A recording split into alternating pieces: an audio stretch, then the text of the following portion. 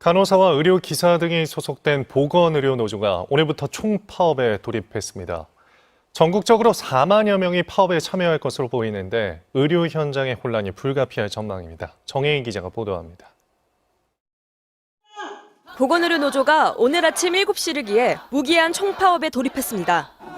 간호사와 의료기사 등 조합원 4만여 명이 참여해 역대 최대 규모가 될 전망입니다. 보건의료노조의 파업은 지난 2004년 의료민영화 저지 파업 이후 19년 만입니다.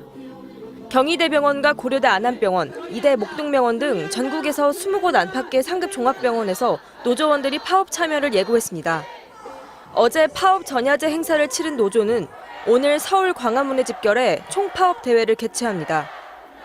노조는 간호간병 통합 서비스의 확대와 간호사 1명당 환자 수 축소, 공공병원 정상화 등을 요구해왔지만 사측과 정부 모두 수수방관했다고 주장합니다. 아직도 이행을 하고 있지 않습니다. 인력 문제는 어느 한 병원에서 해결할 수 없습니다. 오늘 열린 민주노총 금속노조 총파업에 현대자동차 노조가 참여하며 5년 만에 부분 파업을 벌였습니다. 이번 파업으로 현대자동차 울산 공장은 4시간가량 공장 가동을 멈췄고 회사는 불법 정치 파업이라며 강경하게 대응하겠다는 입장입니다. 정인곤 기자입니다. 오후 1시 30분 현대자동차 울산 공장에서 퇴근 행렬이 쏟아져 나옵니다. 줄지어 늘어선 오토바이부터 자전거까지 오전 근무조 10,000명이 모두 퇴근길에 나섰습니다. 현대차 노조가 금속노조 총파업에 동참하며 생산을 중단하고 기존 퇴근 시간인 3시 30분보다 2시간 일찍 퇴근한 겁니다. 태화강력 광장은 민주노총 금속노조 총파업에 참여한 노동자들로 가득 들어찼습니다. 이번 총파업 결의대회에는 현대차와 현대중공업 노조 등을 포함해 집회 측 추산 약 5,000명의 인원이 참석했습니다. 특히 현대자동차 노조는 지난 2018년 이후 약 5년 만에 파업에 참여했습니다. 현대자동차 울산 공장도 오전과 오후 각각 2시간씩 4시간 가동이 중단돼 최소 1,500대 이상의 생산 차질이 예상됩니다.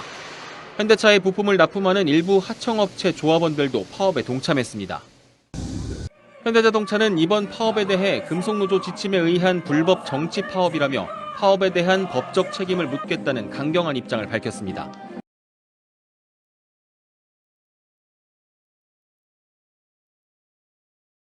양대 공무원 노동조합이 임금 인상과 처우 개선을 요구하며 서울도심에서 총궐기대회를 열었습니다. 전국 공무원 노동조합과 대한민국 공무원 노동조합 총연맹은 오늘 오후 서울 을지로 입구역 일대에서 집회를 열고 내년도 공무원 임금을 37만 7천 원 정액 인상하고 초과 근무 수당을 보장하라고 요구했습니다. 이들은 물가 상승률에 비해 공무원 임금 인상률은 미미해 실질 임금이 오히려 삭감된다며 생존권의 위협을 받고 있다고 주장했습니다.